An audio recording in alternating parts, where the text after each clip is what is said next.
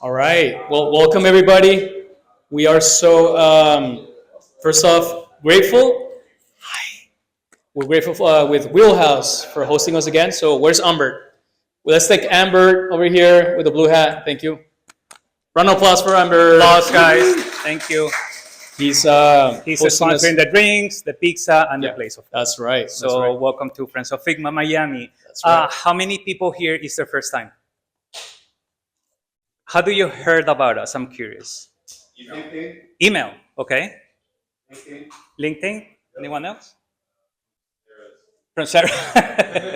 I heard somebody Okay, say awesome. Instagram, right? Was it you, China? Or no? It was Yana. Yana. Yeah, that's right. Okay, awesome. How many people? This is the second event. Third. Fourth. Oh, this guy has been. Fifth. Yeah. Yeah, nice. Well, welcome and thank you for being loyal to us. So yes, we're friends of Figma Miami. My name is Beto Navarro. I'm a senior product designer at Amazon. I started this group 5 years ago in the middle of the pandemic when everything was virtual. So we have come a long way since that time. And then, of course, Jackie joined me together to work on Friends of Figma. Jackie, if you want to present yourself. Yes, sure. Hi, everyone. I'm Jackie, the Brazilian piece of the trio. Yes, I used to be friends with. Well, I'm still friends with Betinho, but we were friends prior to joining the product world. So yes, I joined him in 2021 or 2022. I'm a product designer. I'm a UX UI designer over at Miami Waterkeeper. Come from an art direction background. So yes, I joined him a few years back, and yeah, the rest is history. So thank you all for being here. Super happy and super excited that you guys made time to show up and be part of this amazing community. So thank you. That's right. Thank you, Jackie. So I'm Jonathan. I am a design manager at DocuSign. And yeah, I joined Beto and Jackie maybe a year later or after it started. And thank you again for being here. Thank you, Amber, for always being open to hosting us. And yeah, let's continue. So yeah, we want to give a shout. Yeah, a quick shout out to the volunteers. Just FYI, we do this as a volunteers ourselves. We are not getting paid by Figma or anything. And this is just a community building event. So we are volunteers, and our volunteers that you see on the front desk, and anyone with the badge. So please, if we can give a round of applause to them, because they are giving us their time to help this happen. Okay. Yeah, we couldn't do these events without our volunteer team. So thank you all. And of course, you can find us online. If you heard from voice or you got an email, we have social media, Instagram, Facebook, and anyone still uses Facebook? Just curious. But and LinkedIn. So LinkedIn, Jonathan's behind LinkedIn and Jackie's behind Instagram. So feel free to reach out to them. And of course, we want to do an announcement. Next slide. I wanted to say something real quick. Yeah. So we are part of a global network, right? We're not the only Friends of Figma. I think somebody was asking. My friend over here. Yeah, so there is another, for example, Friends of Figma for Lauderdale, if I'm not mistaken, right? And there is one in almost every major city. So if you're interested, please check out friendsofigma.com/the city. And yeah, let's continue. So we do quarterly events, right? So that's part of kind of like the worldwide group. So if you go to any city, you will see maybe something happening on that city when you're visiting. So, but we want to announce an event next month. Yeah, we will be really, really fun. We're doing a Figma Make hackathon on the week of Halloween. So feel free to come in costumes. It will be really fun. So that will happen on the 30th of October. So please join us. You can start RSVPing already on the website. So yeah, it will be fun. Yeah, who's familiar with Figma Make? A couple of you. Okay, cool. So for those of you who don't know, you have to come to the event to find out. No, I'm joking. So Figma Make is another tool that Figma announced recently this year at Config, and you can create basically like vibe code, right?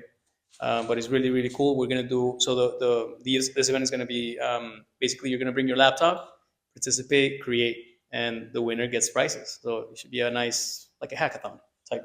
But it should be fun. Come dressed. We're all gonna come dressed, right? Right. Okay. Cool. All right. So yeah, then again, this is more about building community, right?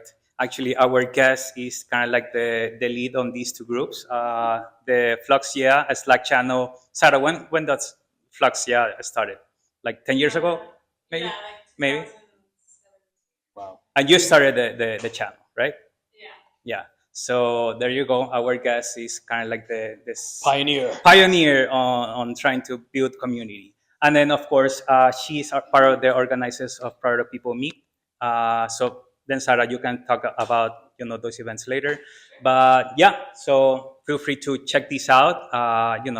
There's always something that we want to make happen, so we can bring people together, right? So I think that part of community, we have heard the feedback, and people appreciate this. So you can start learning about each other, networking, etc., etc. So it's not just this, but try to check out the other events. That's right. All right, cool. So now we'd like to welcome Amber. He's gonna welcome us and then talk a little bit about where you're sitting right now. What is Wheelhouse, Amber? Thanks, everyone, for coming tonight. Like Jonathan said, my name is Ambert Rodriguez. I am a co-founder and creative director of Wheelhouse, where you guys are at right now. This is our Miami headquarters. So we are a brand and digital design agency. We work with sports brands, tech brands, helping them from brand building, brand strategy, to designing and developing whatever product they are creating. So we've worked with companies like Front Office Sports, Unrivaled Basketball League. Anybody have heard of Unrivaled? It's like a 3-on-3 women's basketball league. So we work with them. The Snow League. Anybody's heard of Sean White before? It's like, Yeah, boy. so we've done his website, built his technology for his products. And then companies like Transmit, they're also in this office as well. If you guys have ever seen or watched any kind of live sports where you get like a picture-in-picture ad or an overlay ad, they're more than likely using Transmit for that. So they're one of our clients where we've done all of their design, even product design as well. So excited to have you guys here. If any of you have any questions or want to learn more about us, feel free to ask me any questions. Follow us on Instagram as well, wheelhouse.io. Excited to have you guys. Thanks. Thanks, Amber. Whoa. Thank you, Amber. All right, and with that, I would love to welcome Sarah to the stage. Let's please give a round of applause. Hello. Okay, so I will say that this is an idea that has been kind of rattling around in my head, and I've not talked about it in any way, shape, or form. So you'll be the first to hear it, and forgive any mess ups I have or anything talking about it. And I'm really open to hearing questions as well. It's 2 designers, it's 4 designers, and it's really thinking about how they can play more of a role in growth.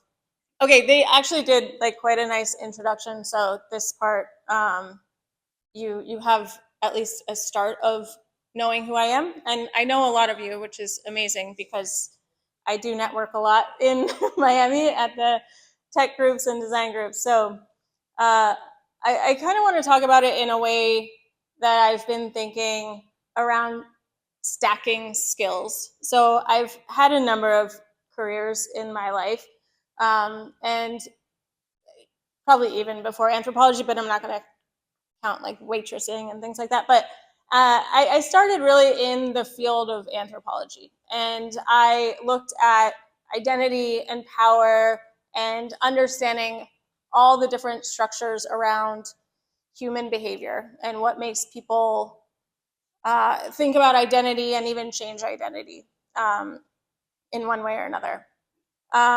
And so that kind of gave me the foundation, which today I still use in thinking about human behavior and culture and things like that. After that, I worked in archaeology for a while.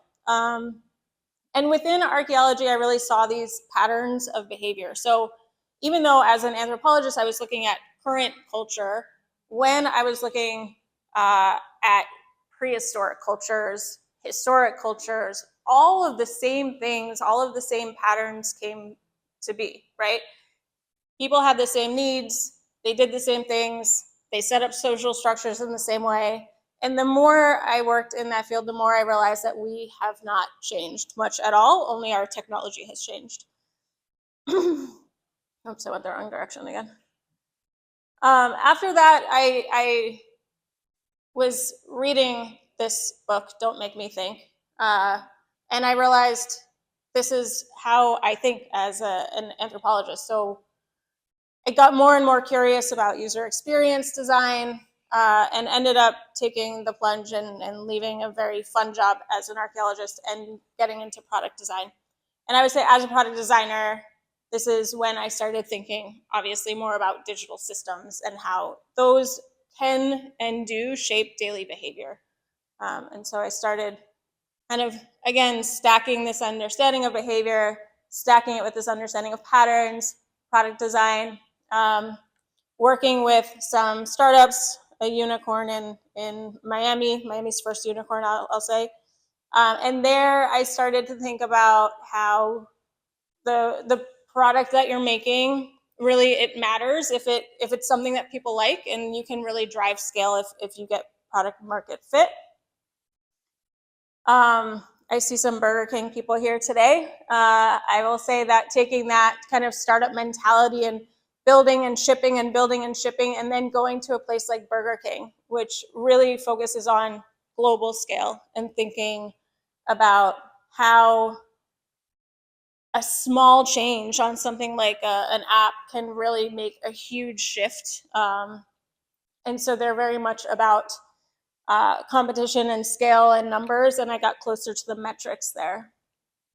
And then lastly, now having all those skills from customer experience and product design and marketing and product strategy, I've taken all of those and I've kind of built this thing I call Formula for Growth, which is a product strategy and growth consultancy that I run. And I work with startups, I work with upmarket from that, and I work with businesses to really think about their overall experience and how to pull the different levers there to help them grow.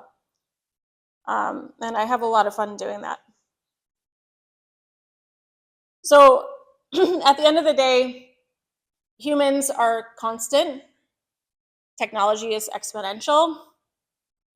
And there's this widening gap that's happening between humans and technology. And that gap, I'm realizing, is where products either fail or succeed.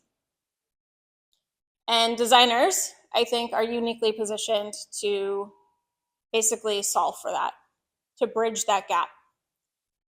So today, here's like a little bit of an agenda.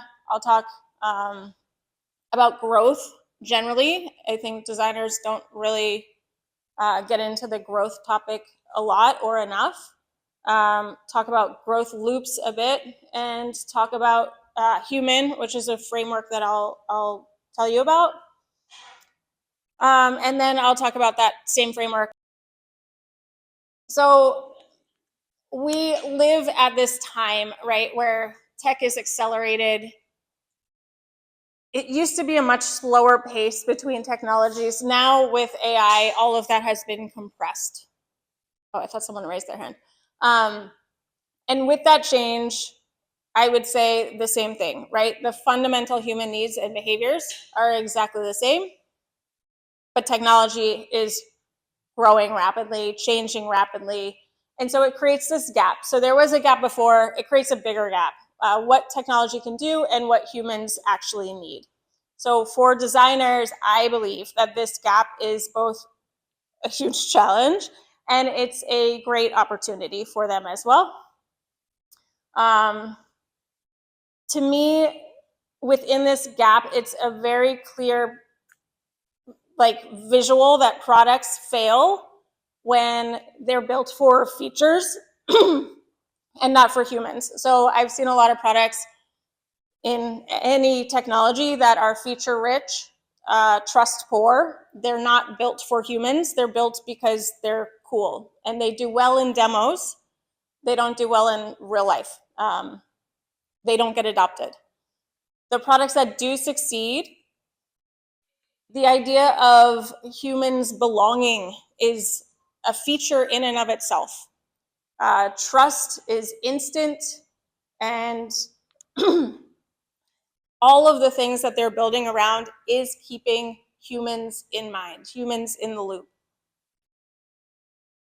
So here's where the designer opportunity is, I believe.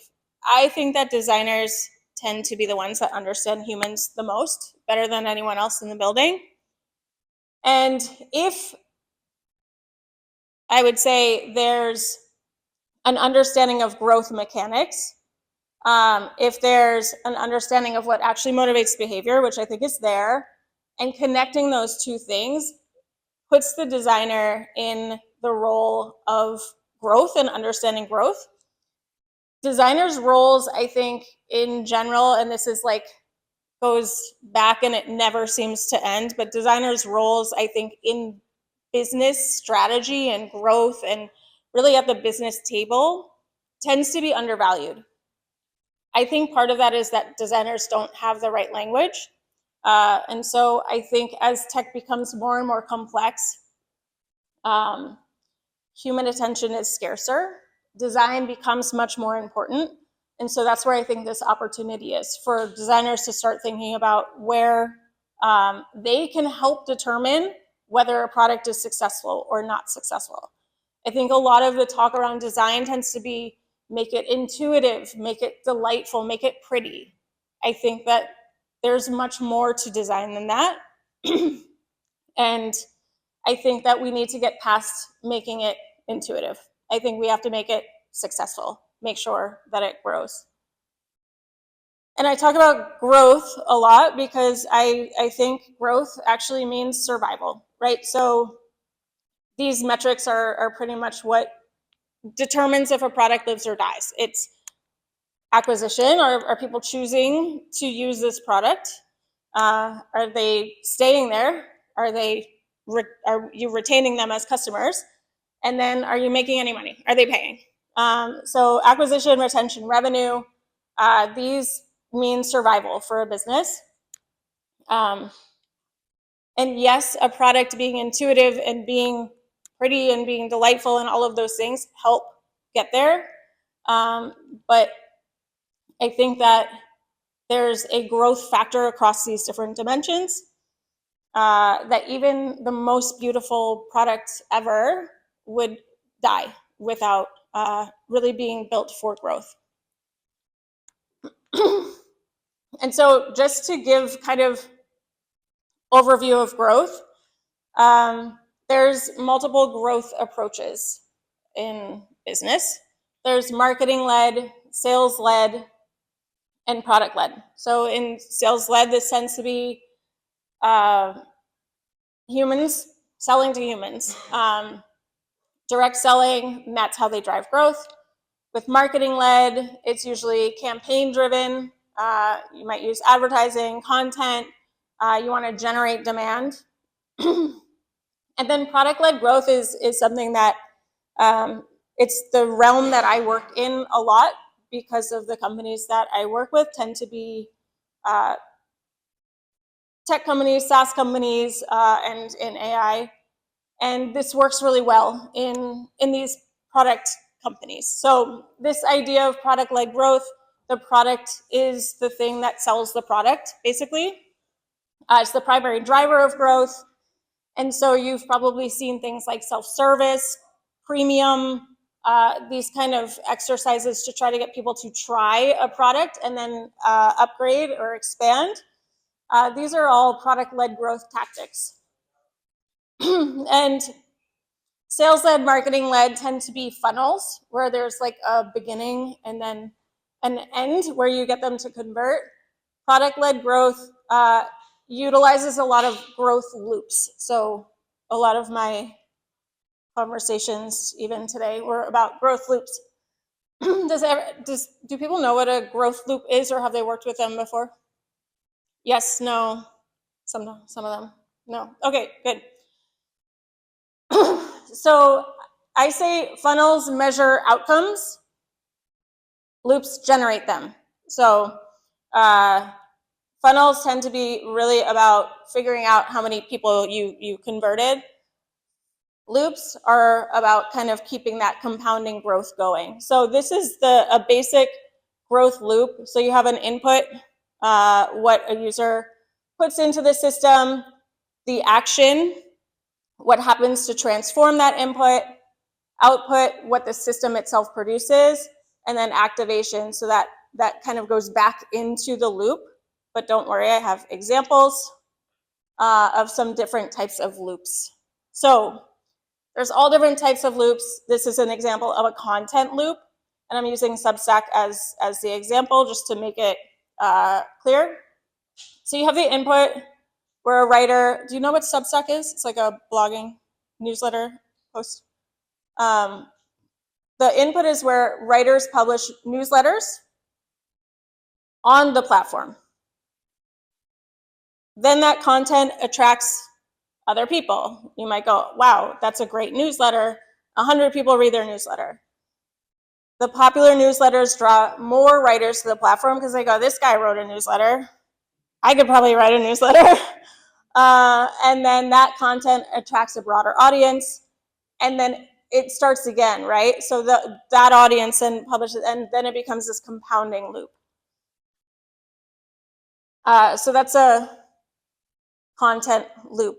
User-generated content attracting others, essentially. A network loop. Do any of you use LinkedIn? A few. This is an example of a network loop. So a user connects with professional contacts. The larger network makes LinkedIn more valuable, more content, better job opportunities, so on. The user invites more connections. New connections start building their own networks. Those networks attract more people, so you can see it kind of loop around. And then my last one, I have to use Figma as the example, obviously. So Figma uses a lot of growth loops. I could have done any growth loop and used Figma as an example. So with Figma, here's an example of an acquisition loop. The designer shares their prototypes with a stakeholder. That stakeholder, maybe they see the brand or they just like how it works, the prototype. Then they want to become users themselves.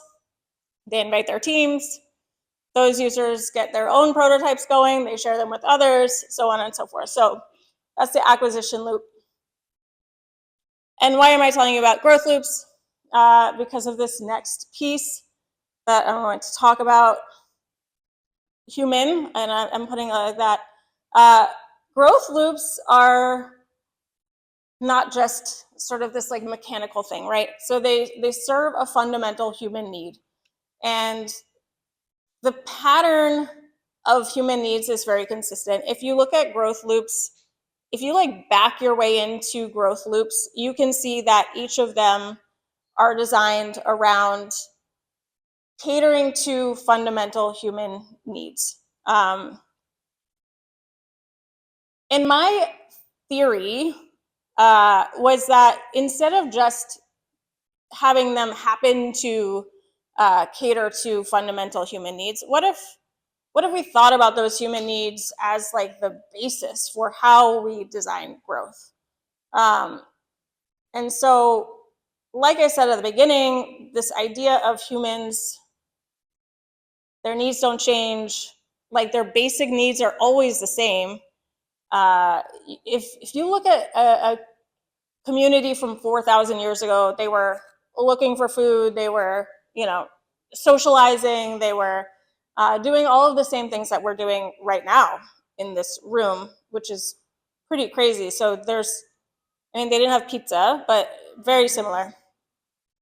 So human needs don't change. They need belonging, they need status, trust, control, identity, and these are all the drivers that shape behavior in every era.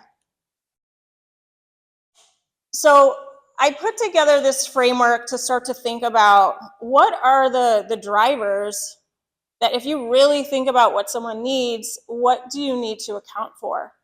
And I made a list of these 5, which happen to spell out human. Or there was like some work to get it there.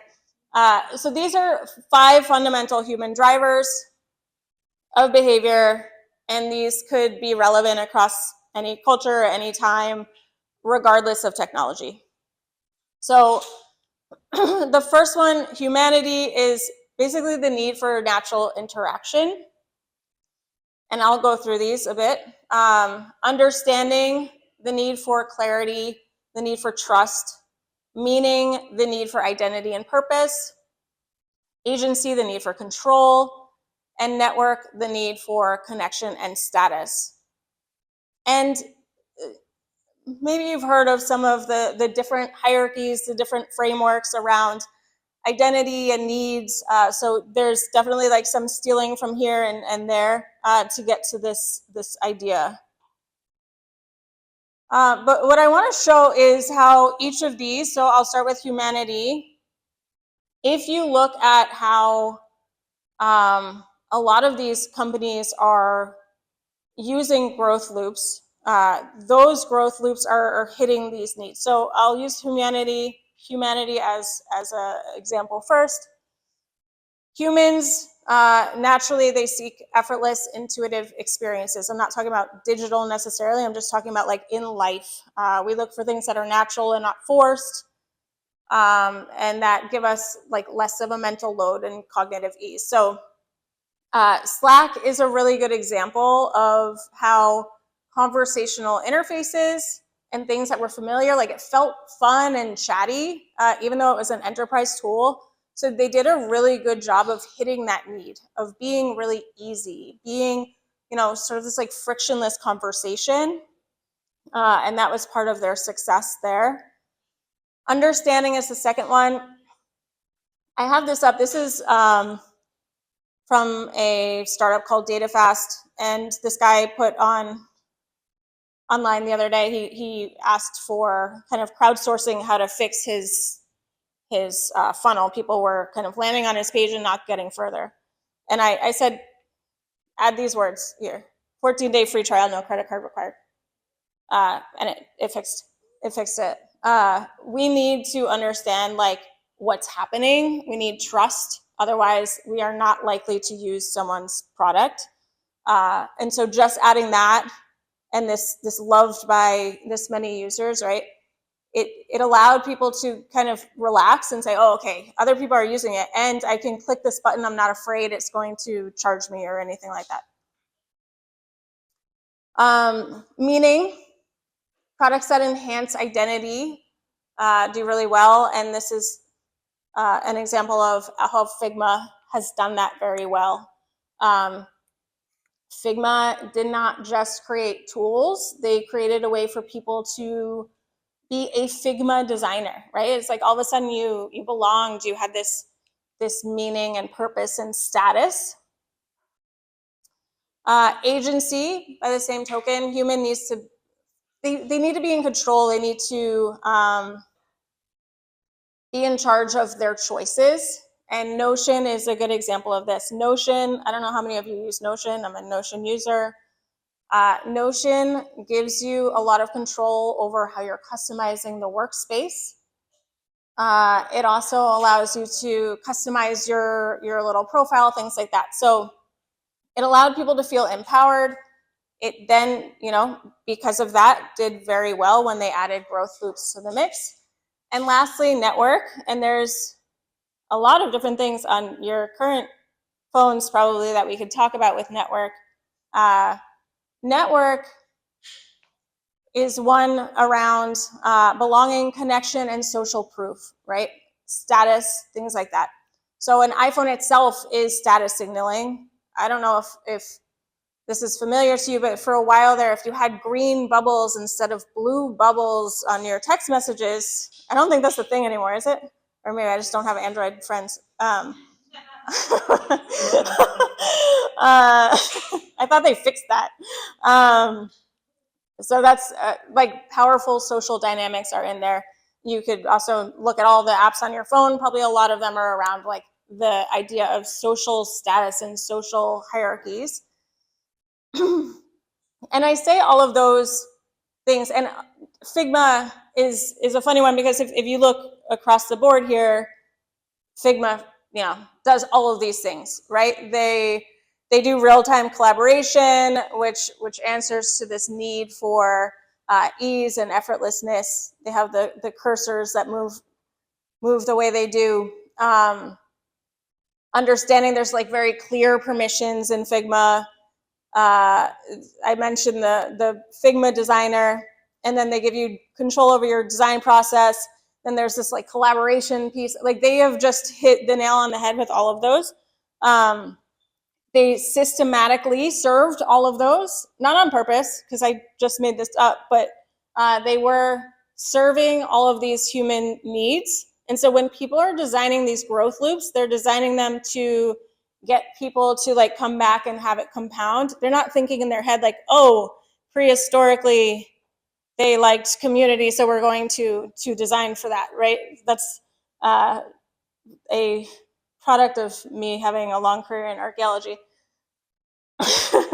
But this idea of these human constants, to me, they are the growth fuel. So if you think about growth loops, instead of just happenstance, you're like, oh, wow, we hit this and we did it well. Thinking about it beforehand, like how can interactions feel natural to humans and then design around that. So just to spell it out, a growth approach, as I mentioned, there's a lot of growth approaches. This is what defines your strategy, whether you're marketing-led, you're sales-led, or you're product-led. Probably in the places you work, you can think about what team's the biggest and determine if your company is one or the other. But sometimes you can be more than one. Growth loops are those mechanics that drive your strategy, that drive this approach, and then the human constants is what makes those mechanics actually work. And how you implement those are your design decisions. Those are you. I think it's important to mention also that like when you think about the way that you design and that you now kind of realize like, oh, how can I sort of design for this or design for that? Designers to me are always the ones with the responsibility. I don't know why we put all the responsibility of ethics onto designers and not across the board, but that's what tends to happen.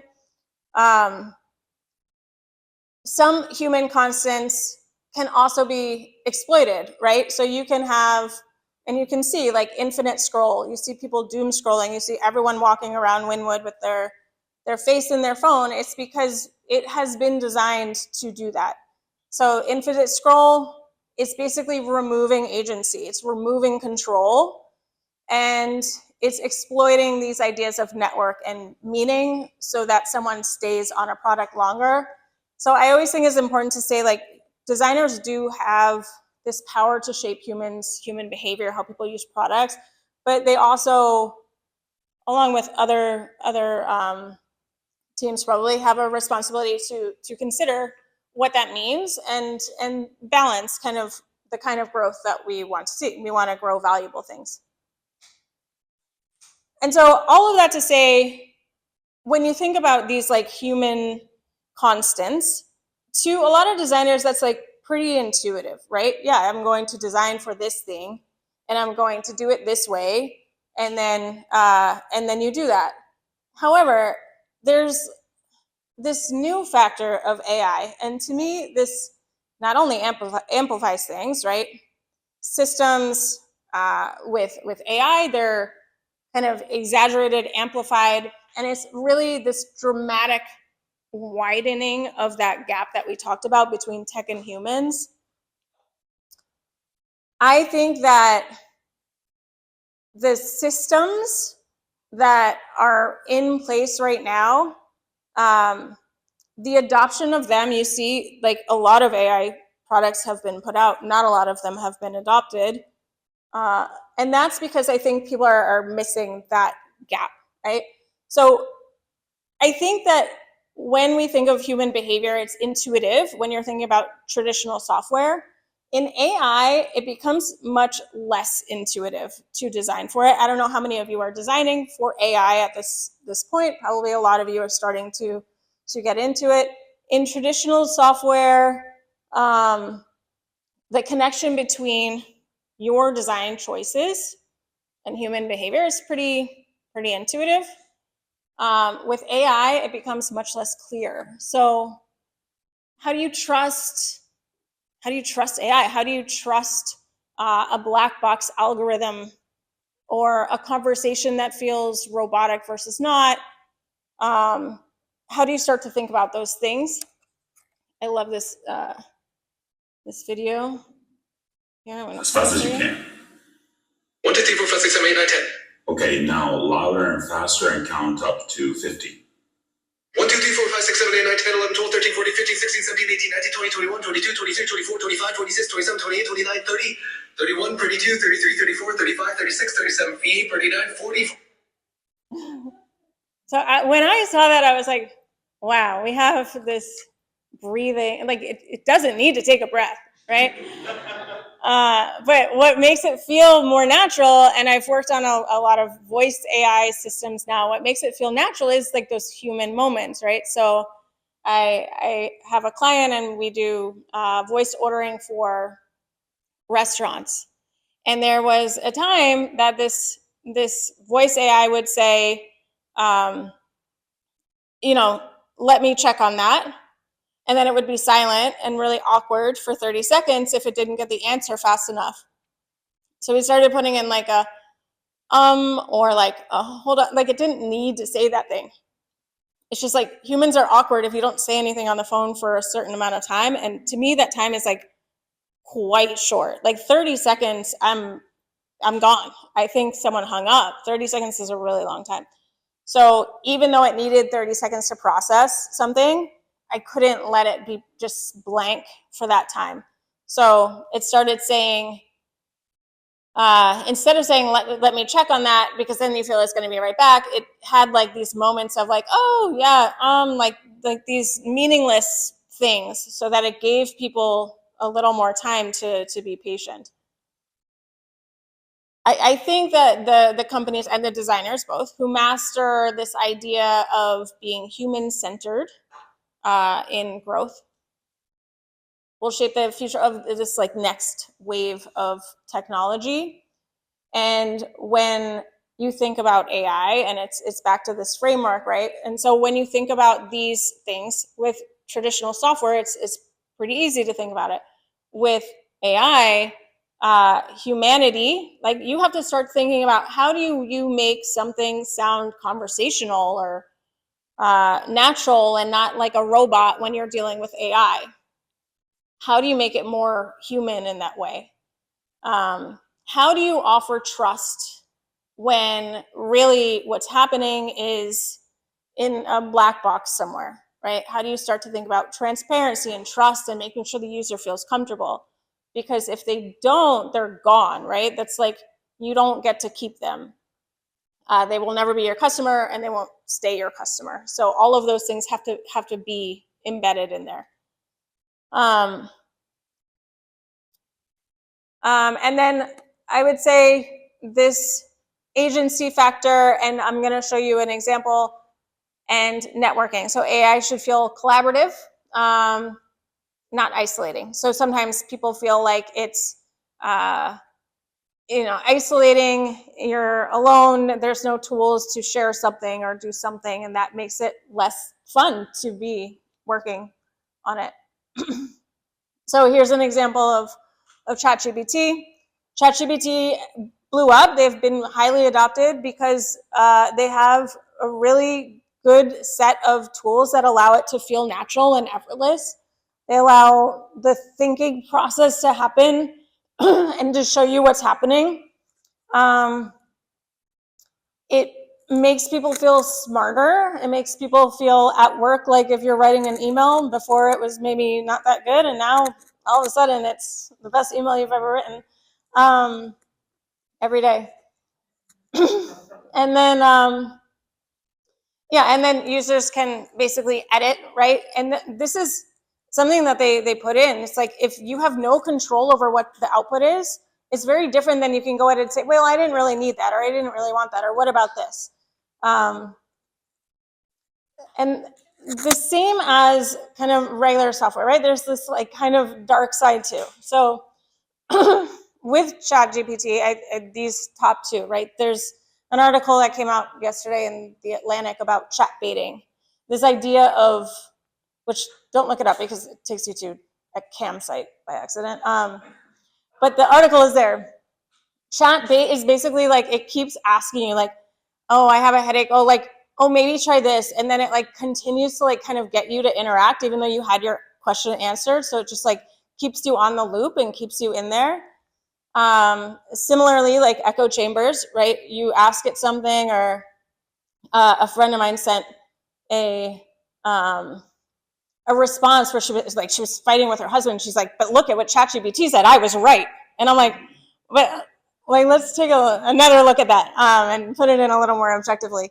And so it gives you what you want to hear. And that's a bit dangerous. And then there's, deep fakes, these AI companions. Another article yesterday I read was about someone who had an AI MGK, Machine Gun Kelly, or whatever his name is. Like, that was her AI boyfriend. And so like now these like celebrity boyfriends are something, and it's just kind of obviously like on a social level adding to a bit of change. And I think that AI is something that is going to make design much less, it's like the decisions that you're making as a designer are less intuitive, but those same decisions that you're making as a designer are much more impactful. So that's kind of the idea behind human framework, is so it's much more intuitive to think about the human needs when you're designing software, and you've done it, and you've done this 1,000 times. You know where to put the button and how to make it round, and making sure that it's bright, and there's micro interactions. Like, that's all stuff that we've done, right? And this changes the game a bit. So starting to think about it as like, what need will be solved here, and how to allow that to be part of a growth factor and a growth loop will help you design in the next kind of iteration of technology. And there's a little tool kit here to think about it, but we can take questions. All right. So please give a round of applause to Sarah. Thank you. That was awesome. So, of course, opening up for Q&A. So I'll pass the mic if anyone has any questions.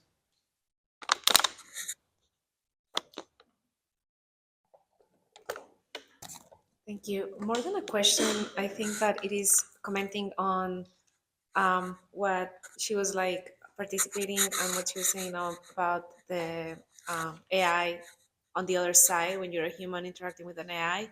And I love how they fill up the space sometimes, not with the but with the keyboard typing. Yeah. Because at that point they don't even need to introduce themselves. You know what's going on, and it is kind of like a human way to tell me that they are not humans. Yes. So it caught my attention when you say, hey, the people sometimes is in the other line waiting for a response, but the AI is processing the information just a little bit, and then you hear the tick, tick, tick, tick, and you know what's going on. So it gives you kind of like that patience to have. And yeah, I believe that with the other comment that I wanted to point is how pleasing is AI sometimes with your prompts. And sometimes the trick that I like to do when it's just pleasing me, because I'm saying, you see, he's right and I'm wrong. So GPT is like, yeah. And so I think that sometimes it's like, challenge me and tell me why I am right. Just challenge me. Or why am I wrong? or sometimes with even when I'm trying to prompt to create designs and just get out of the creative block, just prompt it as just tell me why my idea won't work. And so it tried to please me on that Yes. in telling me, and then it just kind of like opens the spectrum of like, okay, if that won't work because of ABC, or sometimes says, I don't think that it's something to be concerned, stuff like that. So Yeah, you have to think about it. Like, what gives them more business value? Telling you you're wrong, and then you're like, forget it. I don't want to Yeah. talk to you anymore, right? Yeah, yeah. And so, like, then that's to me where it becomes like a balance. Yeah. Like, you want to make sure that you have a user that's getting value out of it, Yeah. but like, where is that line? Where is the line, right? Like how they stop being so pleasing to me and they actually get into a conversation. Because if I'm talking with a coworker or if I'm talking with my product manager, they're gonna come and challenge me, and so therefore I need to tell them why not. So yeah, it's just those two comments. Thank you. Anyone else? Great talk. Thank you. Thank you. No one tell my friend that I talked about her fighting with her husband. Other than like Gestalt psychology principles for design itself, are there any other psychological principles that you follow at work, or is there I don't know, are there articles that you tend to refer to, or Yeah, communities that you're like? I like the problem that I was having is I do feel like you get into this mode where you just intuitively know things after a while, after you've been working in design and product for a while.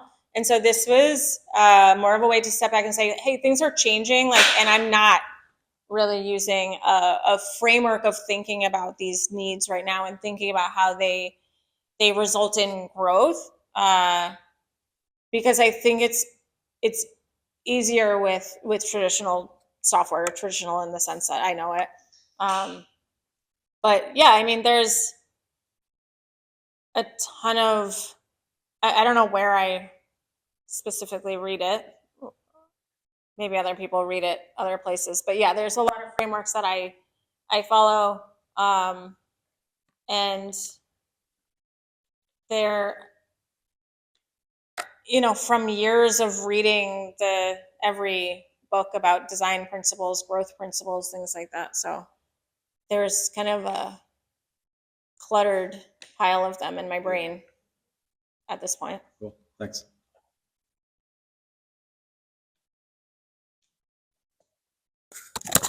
Hi, yeah. Hi. Regarding your question or your considerations on like high level system design and the loops, from a decision making perspective, where do you draw the line between the high level abstractions and like the day to day tasks? So, like, if you've got the executive team and they're painting this wonderful narrative about this giant loop, or you could just kind of deliver the user what they're familiar with and move on to the next feature. How do you kind of draw the line between which things to make very holistic and which things to kind of just accomplish? Yeah, I think well, a couple of things, right? There's not everyone needs to know every level of this, right? This is to start thinking about, like, how can I get up here and here to have these conversations with executives or stakeholders or my product manager, and so that I'm thinking about the mechanics that are there, and so that I'm not designing based on like just what I'm being told. I'm being strategic, and I'm saying, actually, someone would more likely use this if it was filling a need, and so I can make it this way. But in terms of like, how do you know what to do? So there's a couple of things, and one is measuring success. I think that historically designers have been kind of outside of the metrics when it comes to business, and I think that they could be much closer, thinking about like retention numbers, thinking about how to get people to their first. I work in product-led growth a lot, so like the aha moment is something that we think about a lot. It's like, how do you get someone to that aha moment as quickly as possible? Meaning like, oh, I get it, this works for me, I'm going to use this. The faster you can get them there, the more likely they become like a long-term customer. And so you're measuring kind of time.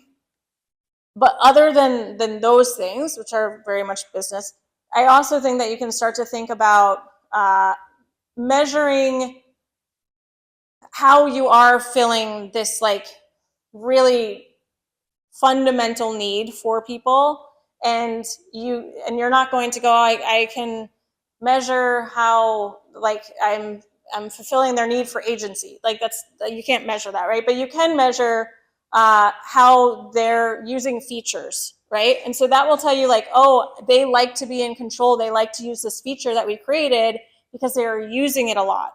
And so that will tell you that that was like a good one because they're deep in it. So same with all of these, right? Yeah. Does that answer your question? That tracks. And then Okay. I think in the context of like, where do you push, this can maybe like the isomorphic design versus skeuomorphic, if I'm using the right words of like, if you've got the narrative and the vision for a brand new way to do it, but then there's like, okay, well, it'd be a third of the time to just do it the old way. So I think kind of what I'm hearing is look at the data and choose wisely, right? So if you're going to reinvent a user experience or tackle a new sales channel, to try to do it from a place of informed decision making, as opposed to just creating brand new interfaces because you've got the resources to do it. Yeah, I would even say like go beyond the interface, right? So like I think interfaces are a really easy place for designers to feel at home.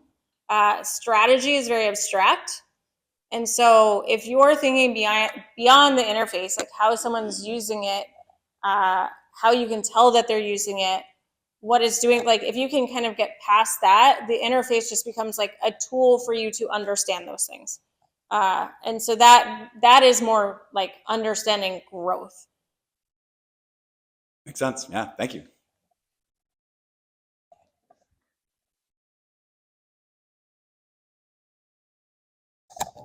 I was just kind of wondering, you talked about trust, right? And so I was just wondering how do you approach designing for an experience where there's low trust? And then how do you approach designing for an experience where there's a high amount of trust, more like confirmation bias, which you were talking about? And are you seeing experiences end to end with elements of both low and high trust? Yeah. I was looking for a new platform to do like invoicing and billing the other day. And I had high trust going into it because someone that I follow closely recommended it, right? Like on LinkedIn or something. When I went to the website, the testimonials were from people that I recognize really well. And the reason I recognize them is because I've used them in many designs because they were stock photos. And I immediately lost trust and that's just like a website. It was like literally 30 seconds. I went from like, this is my new platform to like, oh, no way. Like they're like, to me, they were like lying.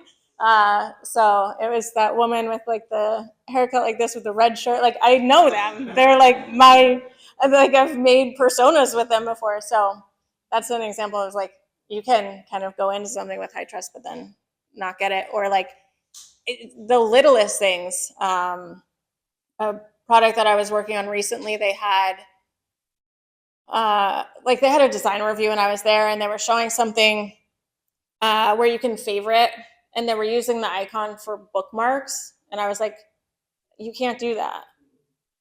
Because that to me is like, maybe users wouldn't know that you're not supposed to do that. Like it's such a silly thing. Like that's the wrong icon. But to me, there's like this really subconscious thing that happens where like someone who's not a UX designer doesn't necessarily know that a bookmark shouldn't be used as favorites, as save, like it's different. But there's something like that probably wouldn't look right and they wouldn't know why. And so they would lose trust, even if they've been using the product. So little things like that, I think there's like design elements, there's, things that it says or anything like that. My question came up actually thinking about trust and using the AI example with the human voice versus uh, a machine voice. And I started thinking, like me as a user, like I usually uh, I go for the one that is like it's proven effective, right? So I mean, if I have a human-like voice, but it's giving me the wrong answers, Mhm. and I'm losing arguments with my wife, uh, that's and I mean, I'm not gonna trust that tool. However, if it's like machine language or whatever it is, that would be my go-to. So, but I know, and we all read the book. I'm not the user, so but looking at the human model here, and I know you use Manslow. What I always forget the name. Maslow, Yeah, yeah, the uh, basic hierarchy of and needs. with that actually is a hierarchy. So kind of Mhm. like a pyramid, or like a Yeah, food pyramid. yeah. So do you see this model the same way? Are they equally? Do they have the same weight? And the reason I ask is, let's say that as a decision maker, you have your term between I don't know, understanding and meaning, and you know that they're sort of conflicting against each other. So how do you make that final decision? I know that there's a probably like a subjective way to do it. Yeah. Yeah, I mean there was a list of, maybe 25 things that I thought really, when I think about humanity, these are their needs, right? And so this is more of and your list might be different, might be slightly different. And maybe these words are not exactly right. So network I had a hard time with, um yeah, I think that like these 5 kind of capture enough of uh oops, enough of those needs that it would help to kind of have as a basis in thinking about human needs in general. Yes, there's plenty of other ones, but these I felt like captured these moments. I also didn't put basic needs in there. And so these are more, like psychological needs beyond like your basics. So yeah, you're welcome to change the words, but it won't spell human then. And it's harder to remember that way.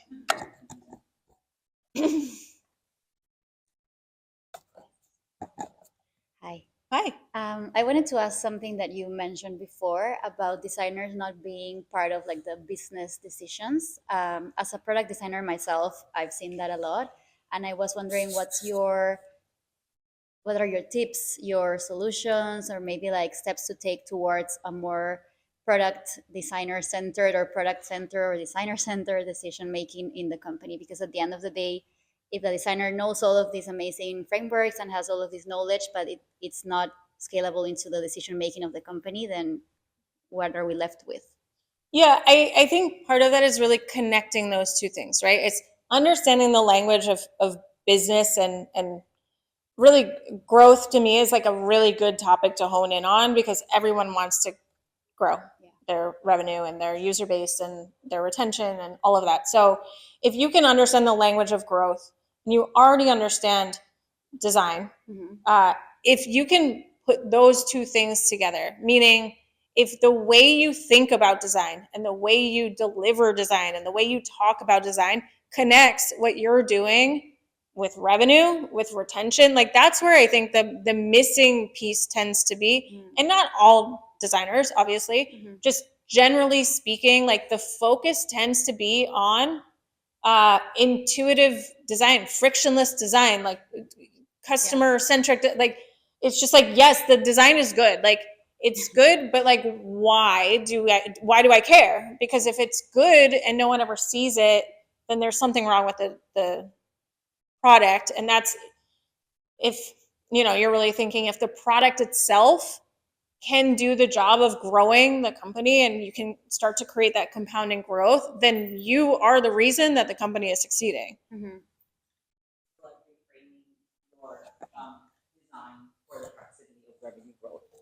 Yes.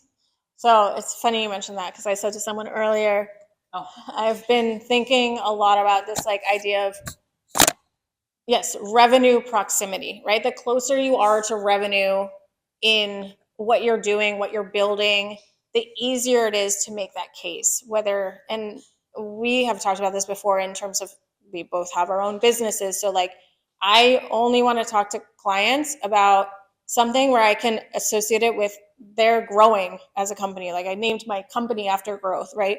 Is because that's the language that they immediately get. Like, yes, I want you to help me because you're talking about growing revenue and growing acquisition. So yes, that's easy. If I went to them and talked about some back end system that I can fix, that's like not associated with that. It's a much harder sell. And so the same thing for designers in a company. It's if you can really attach what you're doing to growth in terms of revenue or retention or acquisition, it's a much easier like path to sit at that table and to be considered someone who understands business strategy and growth. So I wanted to say thank you for sharing your thought process through that. I think what makes a lot of sense to me is the idea that as designers we focus a lot on problem solving, and like the current problem is we identified through research so and so, and then we focus a lot on how we fix that. And I think to connect back to her question on how do we start to become part of that, speaking chatter of business change, is the way that I found my way into it at the company that I worked with was through kind of becoming a part of their discussions where they were talking about where they were going and where they wanted to be. So like I stopped focusing so much on the design meetings and I started focusing a lot more on how can I join your decision making on how licensing is changing for the states because we had COVID and now we can sell alcohol in more places.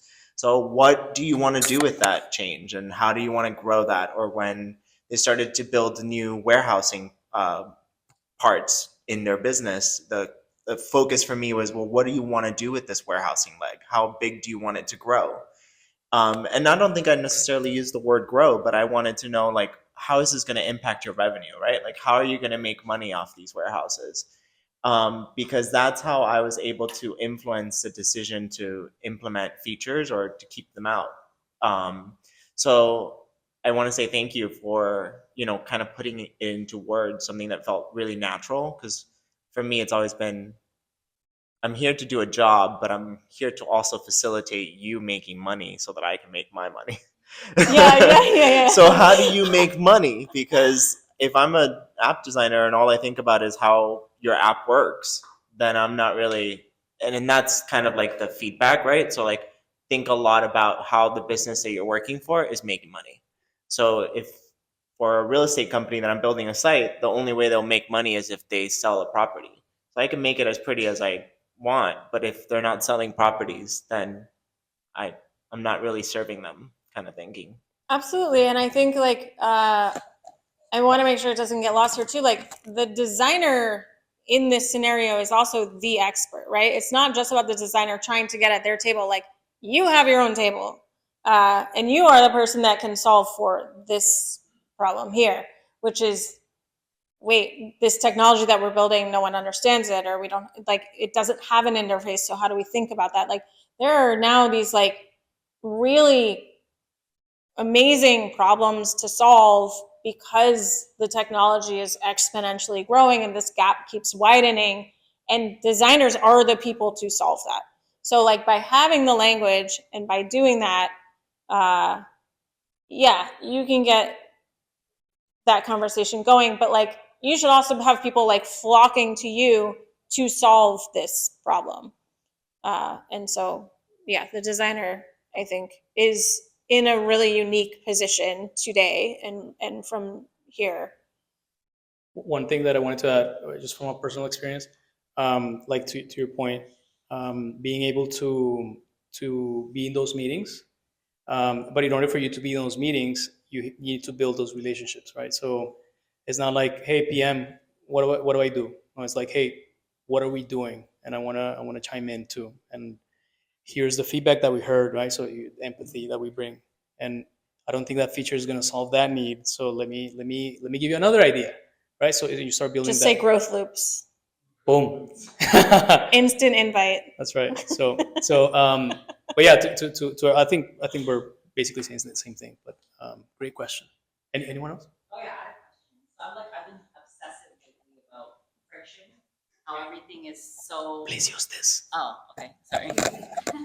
Okay, so I've just been obsessive about because I'm deploying my own product, and like I'm reverse engineering Clay and some other companies and how they deploy.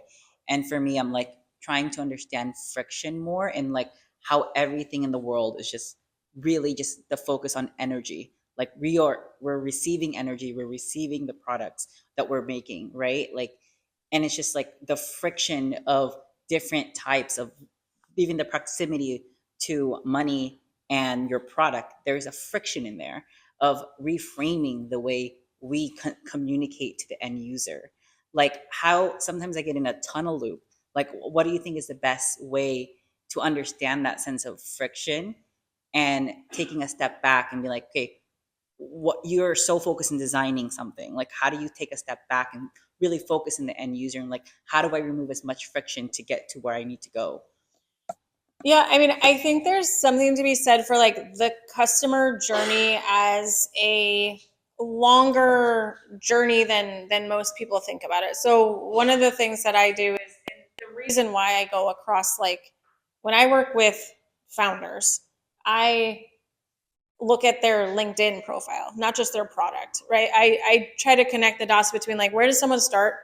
Where do they see your website? Where do they hear you on a podcast? Like all of these channels lead to the product, and all of them have different points of friction or not. And so that could be brand, it could be content, it could be all of these different things.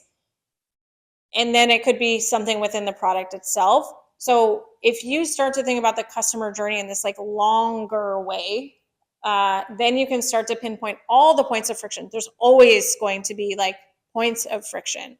Not all of them are worth fixing as like the priority. And so if you spell out, here's all the points of friction, but the value that would come from like lifting this lever over this lever means I'm going to prioritize this one. But as you start to change those growth levers, it compounds because it makes it much more of a smooth process. So, and that's thinking beyond product. It's like the sales, marketing, product line. Awesome. All right, we'll take one more question because we have something else after this. So, Lucky. I just wanted to add to this. I think it's the same idea you were talking about earlier. You got to think about what is making money for the business. And if you have all these different touch points along this very long customer journey, right, it's like, where is the highest return on investment? If we remove that friction, then where can we actually make a change, make an impact that the business feels that turns into, I don't know, cost savings or higher revenue? And what are some friction points we can just ignore for now because they wouldn't have an impact if we remove them? Yeah, and some of that is gut, and some of that you can actually like quantify. There's a startup I worked with recently that there were plenty of things that we could have fixed, and the first thing I fixed was their name and their brand, because it was the door that kept getting closed in their face because people were like, we don't understand what you do. And so it would have been great to work on their product and fix their product, but their retention was okay when they got people there. So it wasn't the thing that needed fixing. It was like how to get people to that awareness to acquisition, like giant step from that. And so that ended up being the right decision. Well, thank you very much. I think we're gonna, because I think we're at time. But thank you, everybody. Let's give Sarah a round of applause. Thank you, Sarah. Thank you so much. That's really good.